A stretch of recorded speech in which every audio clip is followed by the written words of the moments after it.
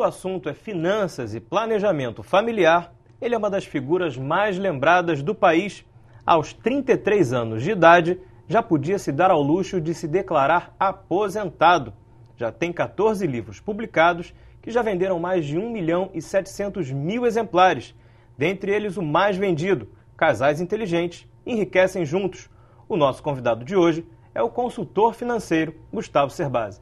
Gustavo, prazer te receber aqui no nosso programa. Prazer é meu. Eu queria saber como é que veio essa motivação de você se aposentar aos 33 anos de idade. Eu colocaria o aposentado bem entre aspas aí, né? Porque, na verdade, eu quando comecei minha carreira, recém-formado em administração pública, eu não comecei atuando na minha área de formação. Foi um colega de faculdade que me convidou para ajudá-lo num trabalho de consultoria financeira, uma área para a qual eu não tinha exatamente a formação técnica completa, mas pelo relacionamento, por termos sido colegas de faculdade, trabalhos escolares sempre saído muito bem, ele achou que eu era a pessoa certa para ajudá-lo a fazer laudos financeiros mais adequados, né? Uma linguagem mais fácil de entender. Eu sempre escrevi muito bem. E eu comecei trabalhando numa área que não era exatamente a área que me apaixonava. Então, o primeiro sentimento que eu tive foi de ajudar um amigo. O segundo foi de trabalhar naquela área e colher o que eu pudesse no menor prazo possível para alcançar uma condição com alguma reserva financeira, poder mudar minha carreira, migrar para um outro trabalho. Só que o trabalho foi ficando cada vez mais interessante, né? De consultor, eu comecei a lecionar. A carreira de professor é sempre muito prazerosa, muito intensa, você vê aquela transformação no estudante.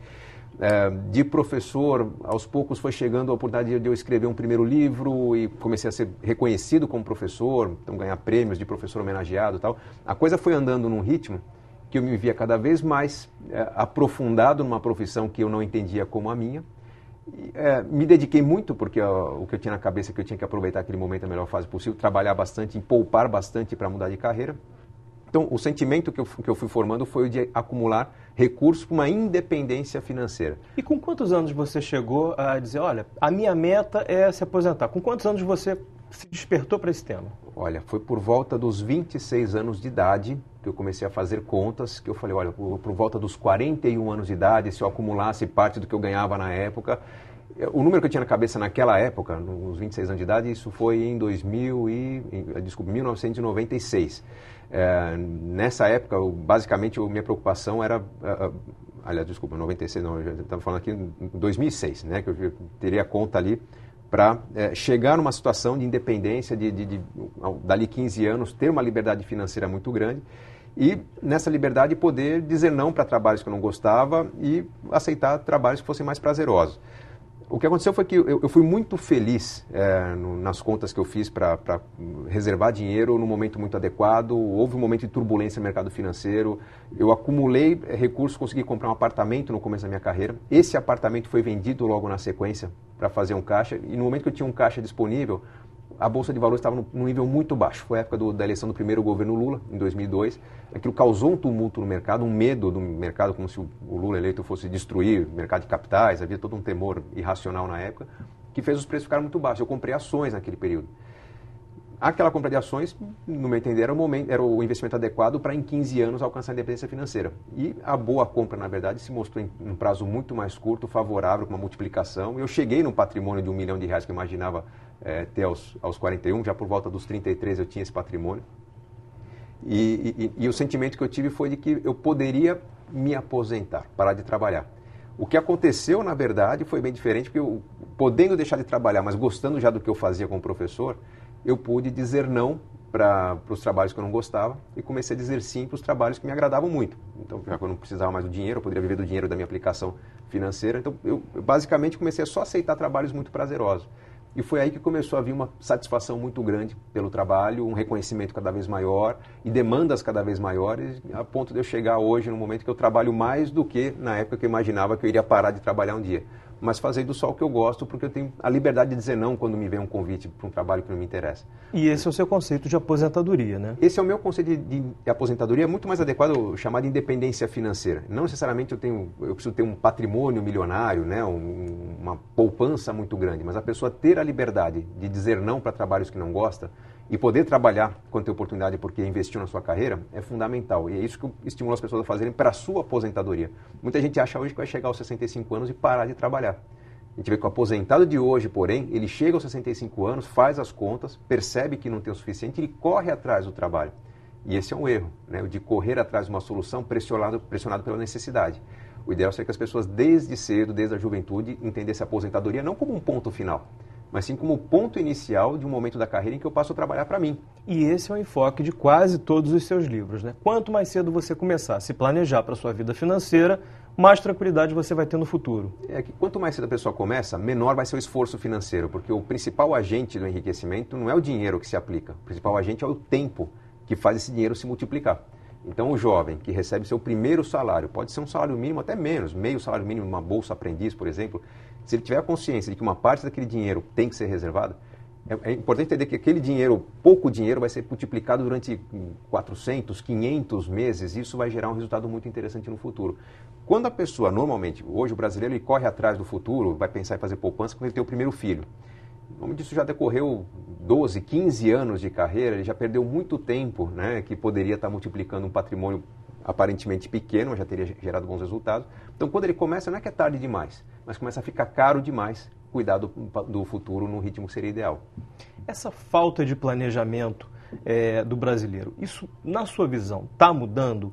E qual é a participação do governo nisso? Como é que o governo pode incentivar ou desestimular o brasileiro a ter essa consciência econômica de poupar mais cedo? Como é que você vê esse assunto? Olha, o comportamento brasileiro está mudando e bastante. Tá? Os números não mostram exatamente isso, porque o brasileiro que procurou educação financeira 10 anos atrás era parte de uma elite, né? Uma parcela muito pequena da população que era educada, que tinha acesso a livros. Né? O Brasil mudou muito nesses últimos 10, 15 anos. Então, aquela elite, aquela camada mais rica da população que teve acesso a uma educação financeira naquela época, hoje investe em produtos mais sofisticados. Né? É o antigo poupador da caderneta de poupança, hoje investe em CDBs, LCAs, LCIs, planos de previdência. Os números não mostram que os investimentos são mais sofisticados, os números não mostram que aquele que usa crédito está usando um crédito melhor, porque toda essa grande massa da população que teve acesso a uma bancarização, a produtos de crédito, a financiamento de casa, carro, gera números de um primeiro aprendizado. As pessoas estão tendo acesso a oportunidades antes de se educarem. Então, é natural que a pessoa entre num financiamento vantajoso, mas meses depois se encontre num cheque especial desvantajoso. Estamos aprendendo com a prática, que é muito caro.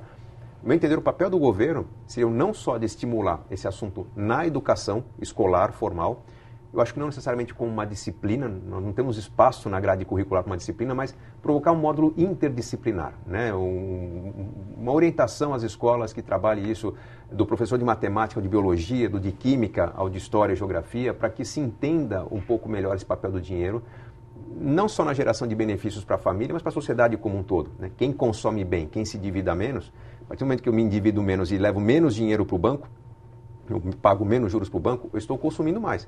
Consumindo mais, eu gero mais empregos no comércio, na indústria, na distribuição, na produção, setores que vão precisar dos bancos para expandir sua atividade. Então, nem os bancos saem perdendo com a boa educação financeira. O poder de compra do brasileiro cresceu nos últimos anos e, consequentemente, o brasileiro está consumindo mais.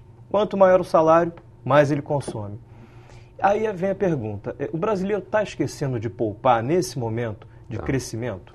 O brasileiro está esquecendo de poupar e ele aumentou o seu consumo, mas não melhorou o seu consumo. São conceitos bem diferentes, né? Porque vamos entender que hoje o brasileiro que está ganhando mais, o que está com emprego formal, vamos dizer, com a sua renda mais estável do que era no passado quando era informal, ele tem uma tranquilidade maior e ele está assumindo um padrão de vida que evolui num ritmo maior do que deveria. Por exemplo, se antes ele não tinha o poder de comprar um carro, por exemplo, e hoje ele tem, ele está tentando comprar um carro que cabe no bolso, mas o carro é uma novidade na história da sua família. Seu pai não teve, seu avô não teve. Então, normalmente, a escolha desse carro ela é desproporcional. A pessoa faz as contas do quanto vai custar em termos de PVA, de seguro, uma manutenção, combustível. Ele ignora que, quando ele não tinha carro, ele se transportava de casa para o trabalho e trabalho para casa. Agora, com o carro, ele vai sair de fim de semana. Então, normalmente não vai entrar nessa conta o consumo de combustível numa estrada, num pedágio, um presente que leva para um parente que vai visitar. É aí que ele está errando. Isso que vale para o carro, vale para a televisão, por exemplo. Né? Quando ele compra uma televisão nova, ele vê aquela que cabe no bolso, assume o limite da sua escolha e vai perceber em casa que só vai aproveitar a televisão se pagar o serviço de uma TV a cabo. Né? Então, essa experiência que ele não tinha faz com que ele faça um bom negócio na compra do novo insumo, mas que na hora de usar esse insumo ele acaba caindo no cheque especial. Então, que era um bom negócio passa a ser um péssimo negócio. Então, nós estamos num processo de amadurecimento. como a educação financeira está chegando às escolas privadas, né, aos pouquinhos está chegando às escolas públicas, eu vejo que a geração de jovens hoje é muito mais crítica, não só em relação ao uso do dinheiro, mas critica o comportamento de seus pais. Eu tenho certeza que a próxima geração de consumo, né, os jovens de daqui a 5, 10 anos, vão lidar com o dinheiro de maneira muito mais inteligente do que seus pais. Mas seria importante procurar agilizar esse processo, estimular com mais ênfase essa educação para que o processo seja mais claro, né, e não disponível somente àqueles poucos que tiveram acesso a uma educação diferenciada no ensino privado. Gustavo, há uns 20 anos atrás, 15 anos atrás, Bolsa de Valores era coisa para rico, né? Ninguém tinha essa consciência de que Bolsa de Valores, um pequeno investidor poderia entrar e poderia ter rendimento na Bolsa de Valores. Agora, com esse crescimento da renda do brasileiro, a Bolsa de Valores também tem novos participantes, né? A classe média está começando a estimular esse investimento em Bolsa de Valores. Muitas vezes sem preparo, né? Acaba encarando a Bolsa de Valores como uma loteria, sem conhecimento nenhum. Sim. O que você recomenda para quem quer começar a investir? É contratar um profissional especializado, é se aprofundar no tema? Como é que quem tem interesse em investimento pode entrar nesse mundo da Bolsa? Primeiro, muitas pessoas temem a Bolsa ou olham um certo histórico e vê o índice Bovespa andando de lado ou perdendo valores há muito tempo, né? Isso esconde uma oportunidade, porque as pessoas esquecem que toda a média é burra, né? Quando eu vejo um índice que tem lá, que é composto por várias empresas, né, e que empresas que tiveram um desempenho muito ruim no mercado nos últimos anos, Petrobras, OGX, né, grandes multinacionais aí, tiveram seus valores influenciados negativamente, isso distorceu bastante o índice. E quem olha o índice acaba não enxergando que nesse mesmo índice existem empresas muito oportunas, algumas valorizando 400%, 300% em 1 ou 2 anos. Então, no fundo, quem nunca investiu em Bolsa, primeiro, não deve achar que o índice Bovespa representa a Bolsa. É o mesmo que acreditar que o mercado imobiliário está em baixa e ignorar que tem sempre alguma região se valorizando.